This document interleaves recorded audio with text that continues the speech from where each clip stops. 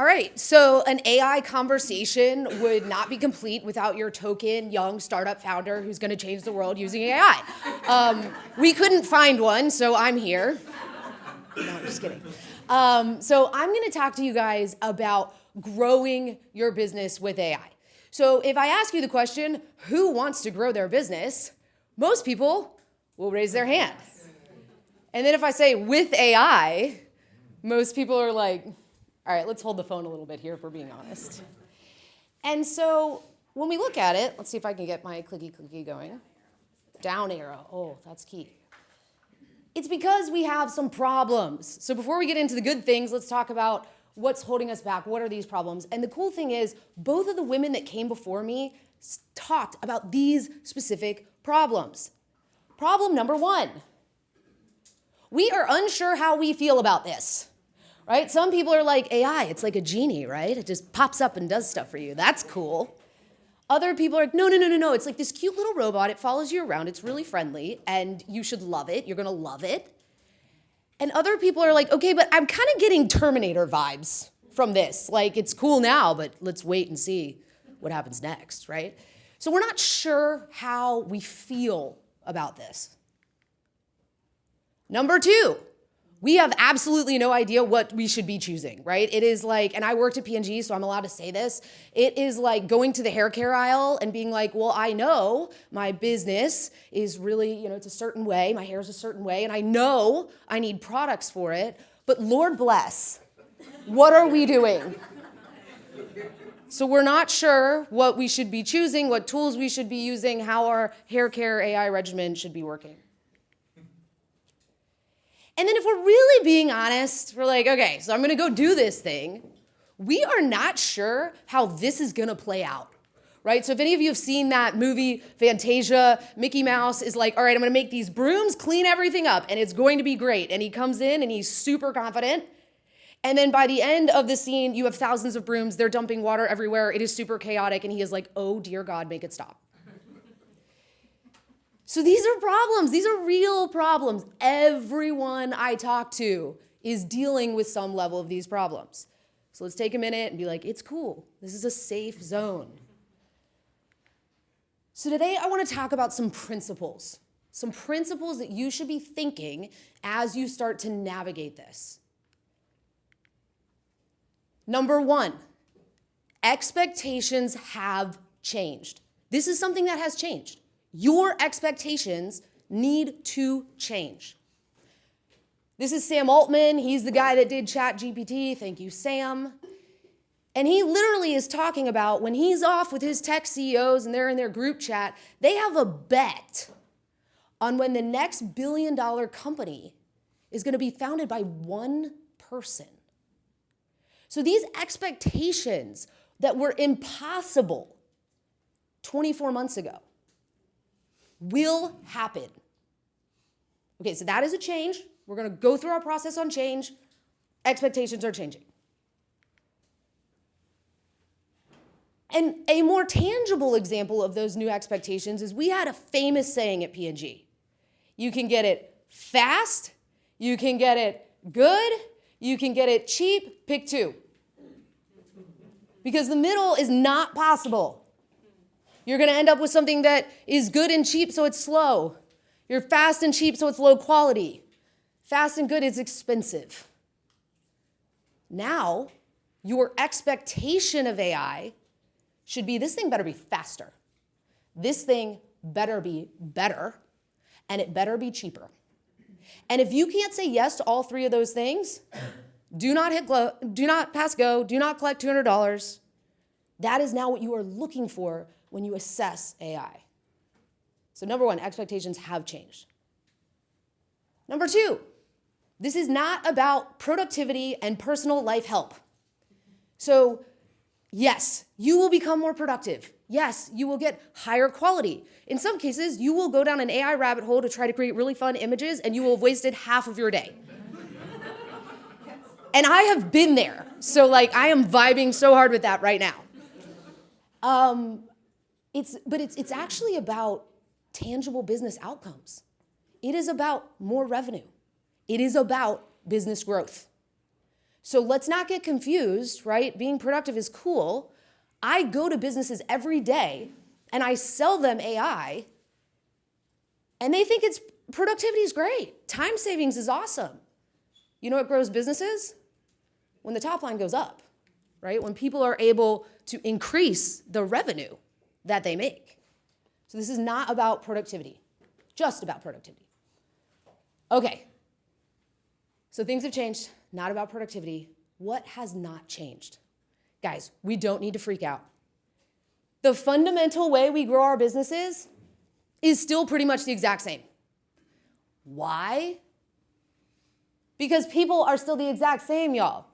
We are emotional, we are irrational, we are humans. None of that, we haven't fixed that with this technology.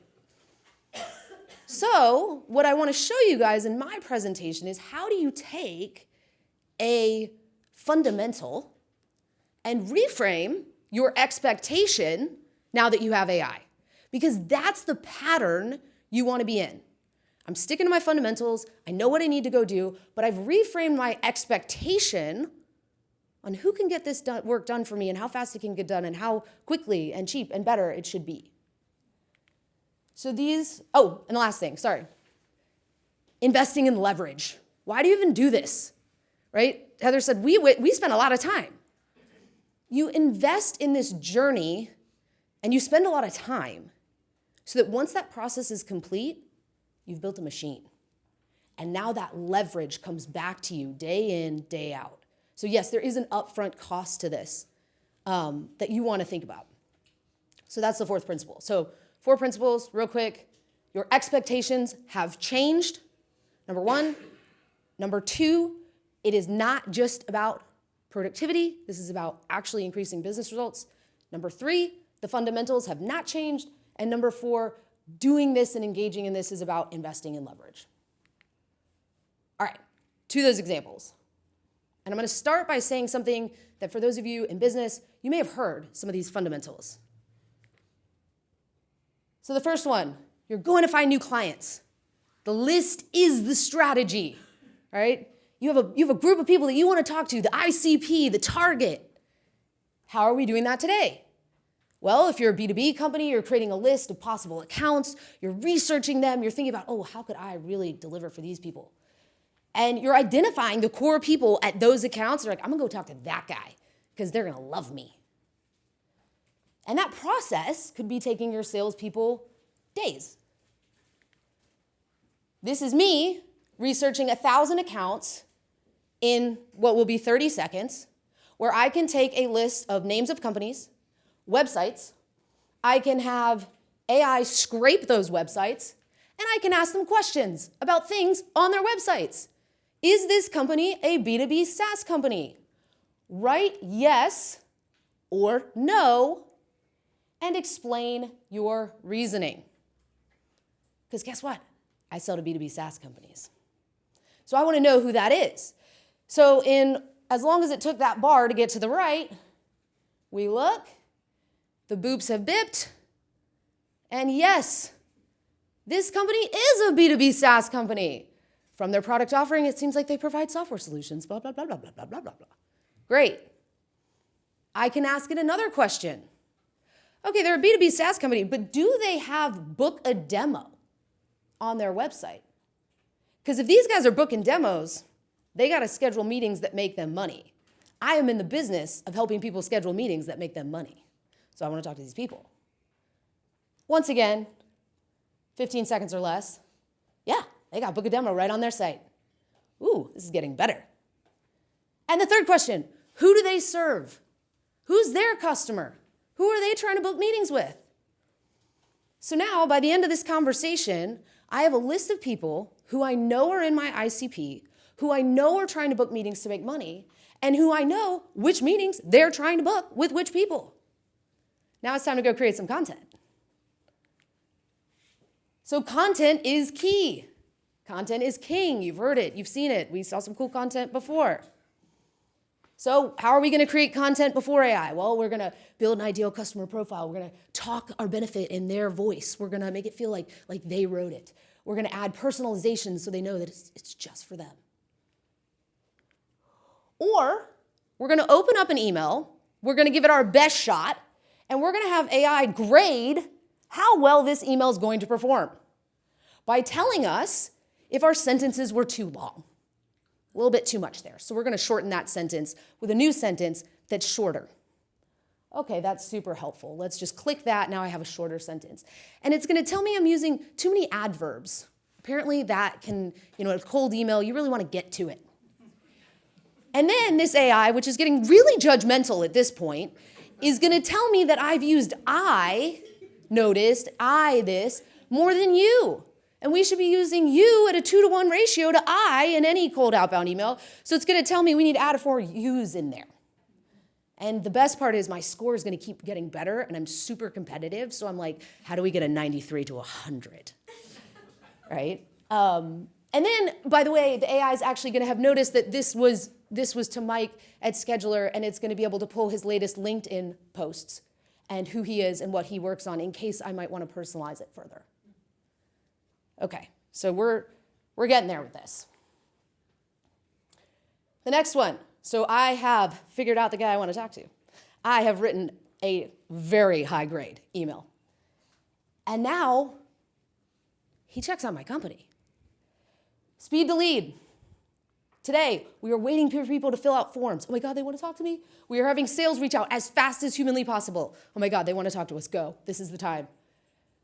And then the sales reps are going to be, okay, cool. Who are you? Okay, awesome. Are you qualified? Are we going to work together? This could be great. I'm just loving this. Okay, I need to get you to the next person.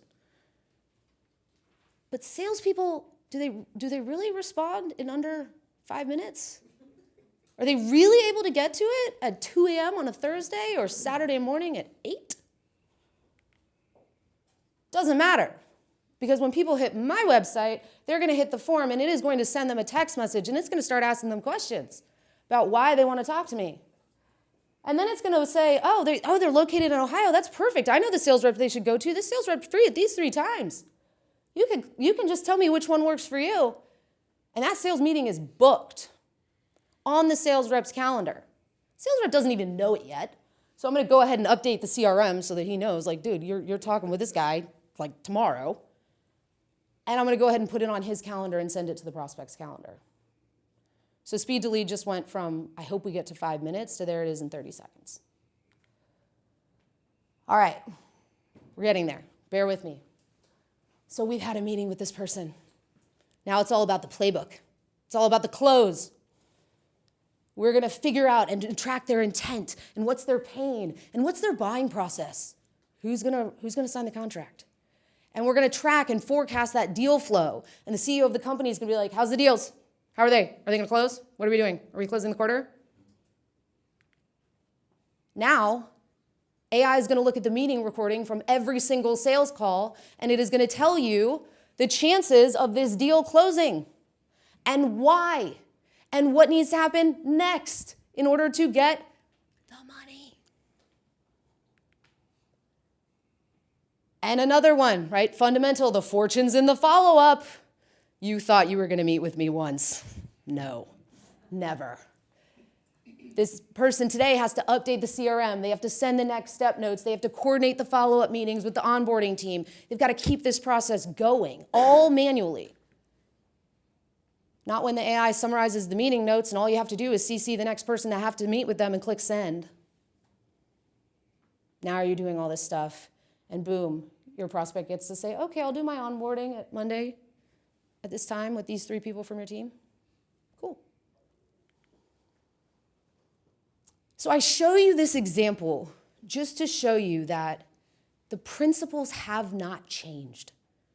Things like the list is the strategy, speed to lead, get your playbooks right. The expectations of how fast this process should work have. So if you think about it, what part of your pipeline or go-to-market motion or process is struggling the most today? And what would the impact, the leverage be of overcoming that with AI? Once you know those answers, I promise you there are tools out there. So, I'm getting towards the end of this, but wait. I kind of left you with a new problem. It just shows you like a lot of pieces to a puzzle, right? Still feels like I just had to string like 5 different things together to get that to work. Like easy for you to do in PowerPoint slides, but now I want you to go back to your business and find all 5 tools I just used. And then your people have to figure out how to use those tools. So it probably still feels a little complex. Like it was cool, like cool, Maddie, nice speech. But like, are we ready to go apply that? And unfortunately, I'm not really gonna solve that problem for you directly, but I am gonna tell you what the people are working on that are innovating in this space to solve that problem, the stitched together problem. And that's by telling you what is gonna happen next. Because if you thought things were changing fast, you haven't seen anything yet. Okay, this is where the Terminator and the genie thing might come back to you, but just trust me, we're good people on the other side of this development. The reason this feels patched together is because we are currently in a state of integrated AI. We have taken those tools, we have built them into these different platforms, and we have enhanced the assistant and the co-pilot relationship. But we haven't actually said to the human, you know what, you go do something else. I got this. That is what is coming next. And that is the movement from integrated to AI to what we say AI agents. And that means you are moving from assistance to action. You are moving from point and click to describe and done. The human sets the criteria, the AI delivers the outcome. You are moving from co-pilots to colleagues, to proxies. You are moving from tasks, do these 5 things, to deliver these outcomes. And you are moving from, again, commands to setting the criteria, just like you would if you onboarded a new person into your organization. This is what I want you to go do. And the change you will feel is now it's not the person doing 50% and the AI doing 50%. It's the AI doing 100% of these tasks that the human shouldn't be doing, and the humans focusing 100% on the tasks that they should be doing. So, I know I might have freaked you out. I'm gonna freak you out more. This is happening in Cincinnati. This is what my company is working on. We have developed patented, fully autonomous AI agents that are doing pieces of everything you just saw and will soon be able to do everything you just saw. And it's cool. It's fun. I really enjoy it. And the AI is working as we speak and has delivered $2.6 million in meetings set or saved in the last 90 days, fully customized to every business we work with and all of their criteria, so that their humans can focus on doing what humans do. So, is it perfect yet? No. Do you need to spend some time in the first early sections into integrative AI and picking the problem you want to solve and picking the tool? Right? This goes back to the very first part of what's your next step. Pick 2 tools, that's okay. Put together a team, that's cool. Bring on someone working on autonomous agents and say, all right, when you guys are ready, this is the guy I'm looking to hire. This is who I want on my team. But it's fun and it's coming. Whoops, down is good. And that's it. So I'm in True North with these guys. We have a lot of fun. This is my LinkedIn. You can drop me questions, DM me anytime. You can say, you scared me. Oh my God, what tool were you using? Oh my God, I'm freaking out right now. And then I think with that, we're here to do the panel.